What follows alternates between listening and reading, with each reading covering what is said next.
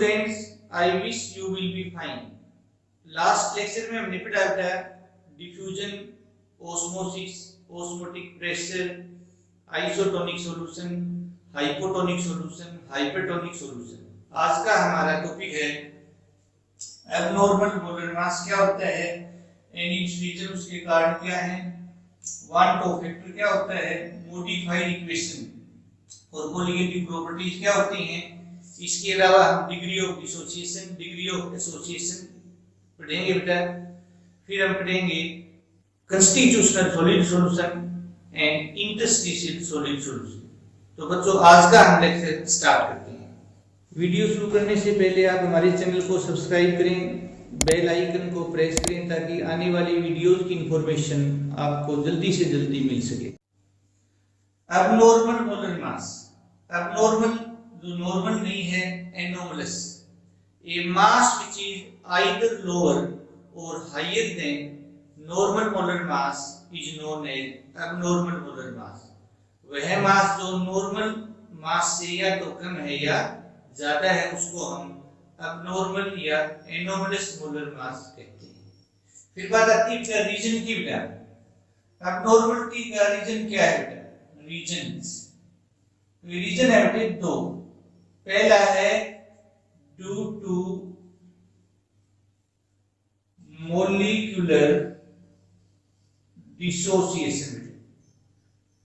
पहला कारण molecular dissociation है। डिसोसिएशन का मतलब डिकम्पोजिशन। एक मोल पार्टिकल है उसके बन गए दो मोल पार्टिकल, एक मोल पार्टिकल है 3 मोल बन गए बेटा, एक मोल पार्टिकल है 4 मोल बन गए, इसी तरह से 5, 6, 7, 8। चाहे तो हम कोई एग्जांपल जैसे NaCl एक कंपाउंड ले सकते हैं, इसको हमने वाटर में डाला बेटा, एक सोडियम आयन मिला हमें और एक मिला बेटा क्लोराइड आयन। यहाँ मोल NaCl का एक है, यहाँ दो मोल, एक सोडियम आयन एक क्लोराइड आयन।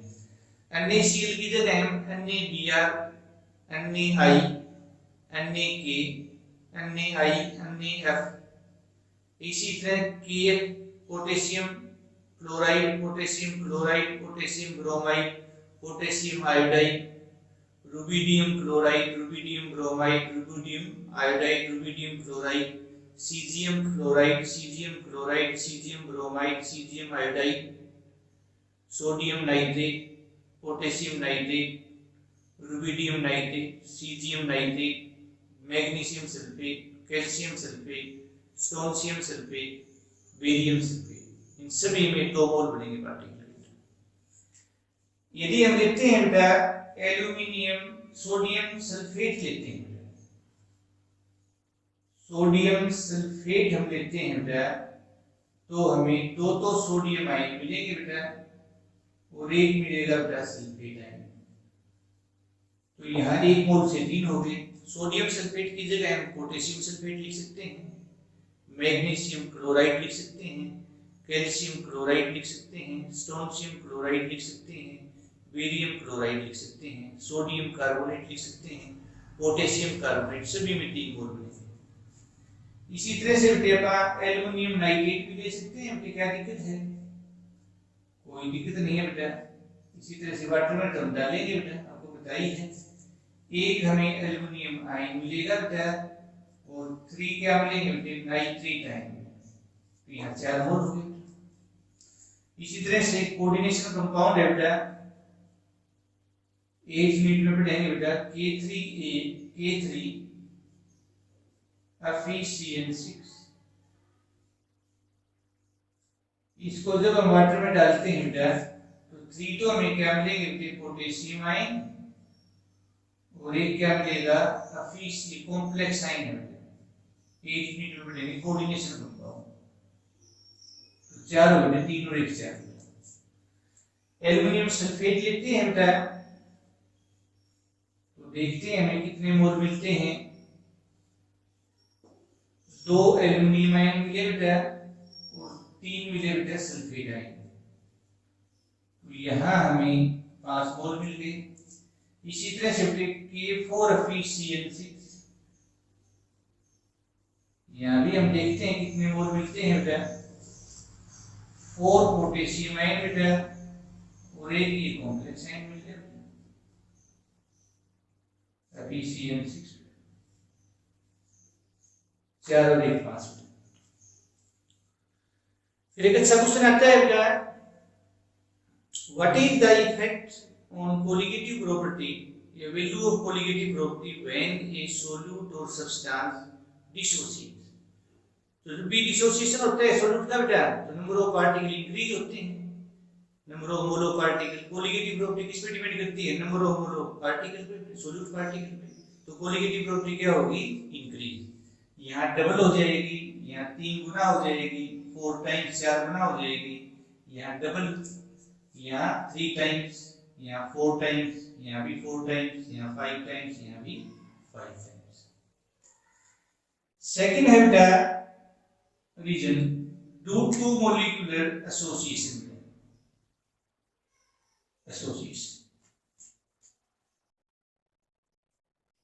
यहाँ क्या होता है बेटा, ऐसे देख लो बेटा,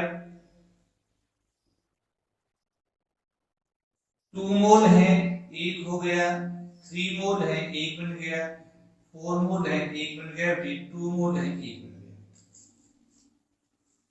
और एग्जांपल लेना चाहें बेटा तो ले सकते हैं, 4 फास्फोरस है बेटा और ये एक मॉलिक्यूल बन जाएगा P4, एक सल्फर एटम है और ये एक मॉलिक्यूल बन गया एसिड। तो 2 से 1 बनना डाइमराइजेशन, 3 से 1 बनना ट्राइमराइजेशन, 4 से 1 बनना टेट्रामराइजेशन और 2 से 1 बनना फिर डाइमराइजेशन। ये टेट्रामराइजेशन, ये ऑक्टामराइजेशन। तो what is the effect on value of colligative property when A solute और सब्सटेंस एसोसिएट। तो कोलिगेटिव प्रॉपर्टी क्या हो जाएगी, decrease, because number of mole of particle क्या हो जाते हैं, डिक्रीज। यहाँ 1/2 रह जाएगी, 0.5, यहाँ 1/3, 0.33, यहाँ 1/4, 0.25, यहाँ 1/2, 1/4 और 1/8। सो नेक्स्ट हम बात करेंगे बेटा वन टो फैक्टर क्या है। Second, van't Hoff factor, van't Hoff factor.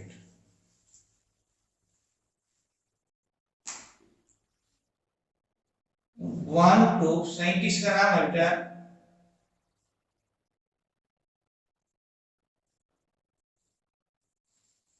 Factor और इसको आयोटा से लिखते हैं। तो कभी क्वेश्चन आ जाए what is the IUPAC representation of van't Hoff factor, तो आंसर होगा आयोटा। और व्हाट डज आयोटा रिप्रेजेंट, तो आंसर होगा van't Hoff factor. Van't Hoff factor की 3 डेफिनेशन हमारे एनसीईआरटी बुक में है, वैसे एक और भी है, अपने 4 डेफिनेशन बताएंगे। तो फर्स्ट डेफिनेशन क्या है बेटा, it is the ratio of normal molar mass to abnormal molar mass।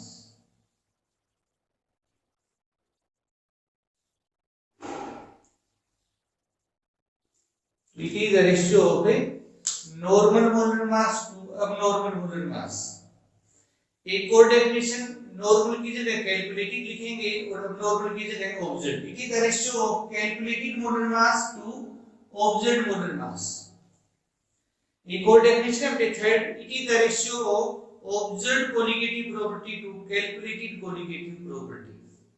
और एक और डेफिनेशन है, it is the ratio of total number of mole of particle after dissociation और association to the number of mole of particle before association और dissociation.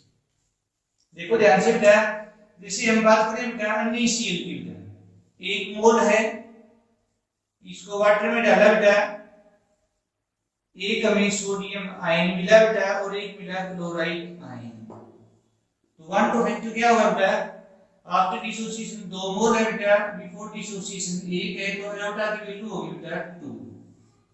अन्य OH के लिए भी 2, अन्य Br के लिए भी, अन्य I, NaF, KCl, KBr, KI, KF, magnesium sulphate, calcium sulphate, strontium sulphate, barium sulphate, इनके लिए क्या होगी बेटा 1 2 सभी के। एल्युमिनियम नाइट्रेट की हम बात करें बेटा, इसको जब हम वाटर में डालेंगे तो हमें एक एल्युमिनियम आयन मिलेगा बेटा और 3 नाइट्रेट आयन मिलेंगे बेटा। तो यहाँ एरोटा की वैल्यू क्या होगी बेटा, number of molar particle after dissociation 3 और 1 से 4 है बेटा, पहले 1 है बेटा, तो एरोटा की वैल्यू होगी बेटा 4 इस तरह से। तो ये न्यूमेरिकल के लिए भी याद रखना है बेटा। अब तक हमने जो कोलिगेटिव प्रॉपर्टी की क्वेश्चन पढ़ी है उसमें कहीं एरोटा का जिक्र नहीं है, क्योंकि वहां सॉल्यूट ऐसा होता है जो में एसोसिएट होता है, नहीं डिसोसिएट होता है। एरोटा की वैल्यू 1 होती है, किसी को भी 1 से मल्टीप्लाई करेंगे, किसी को भी 1 से डिवाइड करेंगे तो किसी को आएगा, जो भी वैल्यू हो भैया। ओके, तो नेक्स्ट हम बात करेंगे modified equation for colligative property. तो नेक्स्ट है बेटा modified equation for colligative property. Colligative property के लिए जो मॉडिफाइड इक्वेशन है बेटा उनका हम जिक्र करते हैं। इससे पहले एक छोटी सी बात याद रख लेना बेटा, 4 1 को फैक्टर की डेफिनेशन है। अगर 1 को फैक्टर कभी गलती से 4 मार्क्स करते हैं तो चारों डेफिनेशन लिख दो, 3 मार्क्स करते हैं तो कोई भी 3 डेफिनेशन, 2 मार्क्स करते हैं तो कोई भी 2 डेफिनेशन, 1 मार्क करते हैं तो कोई भी 1 डेफिनेशन। तो next modified equation for colligative property. 4 colligative property है बेटा। पहली है relative lowering of vapour pressure, उसकी इक्वेशन मैंने ये पढ़ी है, आप पी की जगह P1 लिख दिए की बात है बेटा, कोई फर्क नहीं है। वो इक्वेशन हमने ये पढ़ी है बेटा N2/N1। तो मॉडिफाइड क्या हो जाएगी, एटा से मल्टीप्लाई कर दो बेटा। सेकंड कोलिगेटिव प्रॉपर्टी है elevation of volume point, delta Tp is equal to Kb into m, एटा हो जाएगा बेटा। तीसरी है अपना डिप्रेशन ऑफ फ्रीजिंग पॉइंट, इसकी इक्वेशन हमने ये पढ़ी है अब तक, आयोटा से मल्टीप्लाई और कर दो बेटा। ऑस्मोटिक प्रेशर की क्या पढ़ी है हमने, pi is equal to N2RT/V, तो इसमें बेटा आयोटा से मल्टीप्लाई कर दो। तो ये हमने modified equation for colligative property. Numerical के लिए याद रखना है बेटा, NaCl सॉल्यूट दे दिया गया है बेटा और कंप्लीट डिसोसिएशन भी लिख दिया गया है, तो एरोटा की वैल्यू 2 आएगी। कंप्लीट डिसोसिएशन नहीं लिखेंगे तो भी 2 आएगी, और कोई भी एरोटा की वैल्यू गिवन नहीं है न्यूमेरिकल में तो भी 2 आएगी। कई बार 2 से कम भी आ सकती है बेटा, 1.7 1.8 1.9, वो डिपेंड करेगा कितना हमने डाइल्यूट किया है। तो जो भी वैल्यू किसी न्यूमेरिकल में आती है गिवन है तो वही हमने यूज करनी है, नहीं तो जितना भी डिसोसिएट हो कंप्लीट मान के हमें चलेंगे। बहुत इंपॉर्टेंट पॉइंट है, अगर आपने किसी न्यूमेरिकल में आयोटा की वैल्यू नहीं लिखी, 3 मार्क्स का न्यूमेरिकल है तो आपको 1 मार्क मिलेगा, वो भी जब फार्मूला यूनिट लिखा है तो। नहीं तो कैलकुलेशन के मार्क्स में इसके बाद जो लिखते हैं वो मार्क्स मिलेगा, ये ध्यान रखना है। Very important for board as well as competitive exam. आपको बताया था बेटा कुछ यूनिवर्सल टॉपिक बताएंगे बेटा, 10 टॉपिक अगर आपको बता दिए बेटा तो 9 टॉपिक पे क्वेश्चन जरूर आएंगे। किसी साल का पेपर आप उठा के देख लेना, इस पर बहुत रिसर्च की गई है। तो ये कोलिगेटिव प्रॉपर्टी भी उन्हीं यूनिवर्सल टॉपिक में है। अब ये नहीं कह सकते कि क्वेश्चन न्यूमेरिकल आएगा किस पर आएगा बेटा, आएगा कोलिगेटिव प्रॉपर्टी पर जरूर, और जितने क्वेश्चन आएंगे वो सारे क्वेश्चन डिस्कस कर दिए जाएंगे बेटे। अब कौन सा आएगा ये कम से कम मुझे तो बेटे पता नहीं है, लेकिन इतना जरूर है बेटा कि कोलिगेटिव प्रॉपर्टी पे क्वेश्चन जरूर आएगा, ये यूनिवर्सल टॉपिक में शामिल है, ध्यान रखना है। तो नेक्स्ट हम बात कर रहे हैं बेटा डिग्री ऑफ डिसोसिएशन। ध्यान से देखना बेटा, degree of dissociation, degree of dissociation इसको बेटा अल्फा से लिखते हैं। तो अल्फा क्या होता है बेटा, आयोटा -1 अपॉन n-1, ये छोटी सी इक्वेशन है बेटा। और इसी तरह से एक है बेटा डिग्री ऑफ एसोसिएशन, वो डिसोसिएशन बेटा और ये डिग्री ऑफ एसोसिएशन। इसको भी अल्फा से लिखते हैं, छोटा सा फार्मूला है बेटा, alpha equal to 1 minus iota upon 1 minus 1 by n. Alpha या degree of dissociation, iota van't Hoff factor and number of mole of particle after dissociation. ध्यान रखना, after dissociation. Alpha degree of association, iota van't Hoff factor, और n क्या है, number of mole of particle before association. ये before association है बेटा, और ये आफ्टर डिसोसिएशन है। आयोटा की वैल्यू मिलेगी ना, पता लग जाएगा बेटा। अल्फा वालों कर सकते हैं यहां 1 2 3 टर्म है बेटा, तो गिवन ऑफ मेथड हम बता देंगे। कई बार गिवन डायरेक्ट भी होती है, और एनएसी लिख दिया तो number of mole of particle 2 हो गया आफ्टर डिसोसिएशन। तो इलेक्ट्रोलाइट के लिए वांट ऑफ फैक्टर की वैल्यू 1 से ज्यादा होती है, नॉन इलेक्ट्रोलाइट के लिए 1 होती है, आइडियल सॉल्यूशन के लिए 1 होती है। ये ध्यान रखना, वेरी इंपॉर्टेंट। फिर है बेटा constitutional solid solution. Constitutional solid solution बेटा, सॉलिड सॉल्यूशन। एलोएज का नाम आपने छोटी क्लासेस से सुना, 8th क्लास से बेटा, उससे पहले भी। जितने भी एलोएज है बेटा वो सभी कंस्टिट्यूशनल सॉलिड सॉल्यूशन है। एलोएज क्या होती है, ये आपने बेटा होमोजेनियस मिक्सचर ऑफ 2 और मोर मेटल, और होमोजेनियस मिक्सचर ऑफ 1 और more metal and non metal. Non metal भी हो सकती है, 2 और 2 से ज्यादा मेटल भी हो सकती है, नॉन मेटल भी, जैसे स्टील है, कार्बन है, उसमें non metal. It is a type of solid solution in which size of solute and solvent particle is similar. ये एक ऐसा solid solution है जिसमें solute solvent का साइज सिमिलर है, लगभग सेम है, नियरली सेम या सिमिलर या नियरली आइडेंटिकल या वर्चुअली सेम, वर्चुअली आइडेंटिकल, एक ही बात है, कुछ भी लिख दो। इंग्लिश नहीं पढ़ा रहे हैं हम, ये ध्यान रखना पड़ेगा। तो लगभग सेम है। एक है बेटा इंटरस्टिशियल सॉलिड सॉल्यूशन बेटा, इंटरस्टिशियल सॉलिड सॉल्यूशन।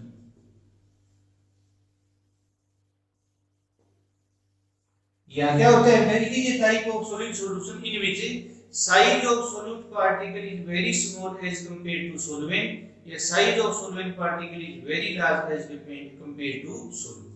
सॉल्यूट का पार्टिकल बहुत छोटा होता है और सॉल्वेंट का पार्टिकल बहुत बड़ा होता है। तो जो सॉल्वेंट पार्टिकल के अंदर जो वॉइड होता है, खाली जगह होती है, उसके अंदर सॉल्यूट पार्टिकल फिट हो जाते हैं और एक होमोजेनियस मिक्सचर बनता है, जिसको कि हम इंटरस्टिशियल सॉलिड सॉल्यूशन बोलते हैं। नॉन स्टोइचोमेट्रिक कंपाउंड है ये, डीएनए ब्लॉक यूनिट 7+2 में आगे पढ़ेंगे। एग्जांपल की बात करें तो tungsten carbide, non stoichiometric compound like Ni0.98 oxygen बेटा, Fe0.93O, Fe0.94 ऑक्सीजन, Fe0.95O बेटा, Fe0.96O। ये सभी क्या है बेटा, ये सभी इंटरस्टिशियल सॉलिड सॉल्यूशन है बेटा। या क्या है, निकल +2 भी है, कुछ +3 है बेटा, इसलिए इनकी कंपोजिशन फिक्स नहीं है। NiO था खाली, तो निकल +2 था, ऑक्सीजन -O स्टोइचोमेट्रिक कंपाउंड था, ये नॉन स्टोइचोमेट्रिक कंपाउंड है, इंटरस्टिशियल कंपाउंड बोलते हैं। तो इसी के साथ बेटा theoretically 12th class CBSE board की फर्स्ट यूनिट, जिसका नाम सॉल्यूशन है, वो कंप्लीट होती है। नेक्स्ट जो हमारा लेक्चर होगा उसमें 2008 से 2020 जितने सीबीएसई बोर्ड में थ्योरी के क्वेश्चन आए हैं, जितने न्यूमेरिकल आए हैं, सभी डिस्कस किए जाएंगे। और नेक्स्ट टॉपिक ये लेक्चर में क्या होगा बेटा, ऑब्जेक्टिव क्वेश्चन। लास्ट ईयर से सीबीएसई में ऑब्जेक्टिव क्वेश्चन भी आ रहे हैं बेटा, हरियाणा बोर्ड में तो कई सालों से आ रहे हैं, 2008 से सीबीएसई बोर्ड में लास्ट ईयर से। उसमें ऑब्जेक्टिव भी आते हैं, ट्रू फॉल्स भी आते हैं, फिल इन द ब्लैंक्स भी आते हैं, असर्शन रीजन भी आते हैं बेटा। तो इस टाइप के क्वेश्चन नेक्स्ट लेक्चर में हम पढ़ेंगे। तो आशा है बेटा आप बच्चों को आज का लेक्चर समझ आया होगा। स्टूडेंट्स, आपको हमारा ये वीडियो समझ आया है तो आप वीडियो को लाइक करें, अपने दोस्तों के साथ शेयर करें और कोई भी आपका डाउट है आप कमेंट करें।